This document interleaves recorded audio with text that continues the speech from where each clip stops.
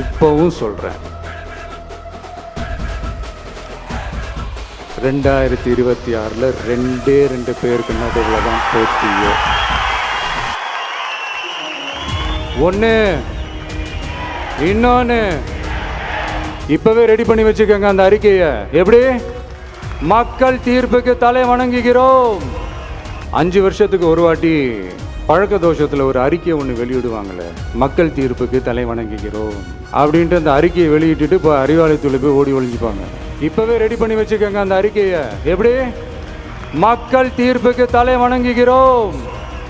நான் போன பொதுக்குழுவில் சொன்னதை தான் இங்கே நான் திரும்பவும் சொல்கிறேன். இயற்கையும் இறைவனும் நம் தமிழக சொந்தங்களின் வடிவில் மாபெரும் மக்கள் சக்தியை நம்ம கூடவே நிற்கும் போது எம் மக்களுக்கான அரசியலை தடுப்பவர் எவர்? அதனால தோழர்களே, நமக்கு வந்திருக்கிற இந்த இடையூறு வெறும் டெம்பரவரி மட்டும்தான். எல்லாத்தையும் தகர்த்தெறிவோம், மக்களோட கை கோர்த்து நிற்போம், மக்களோட களத்தில் போய் நிற்போம். நம்ம பயணத்தில் தடம் மாறவே மாட்டோம். இப்பவும் சொல்கிறேன், 2026 2 பேருக்கு நடுவில் தான் போட்டியோ. ஒன்று, இன்னொன்று இந்த போட்டி இன்னும் ஸ்ட்ராங்காக மாறப்போகுது. 100% வெற்றி நமக்கு.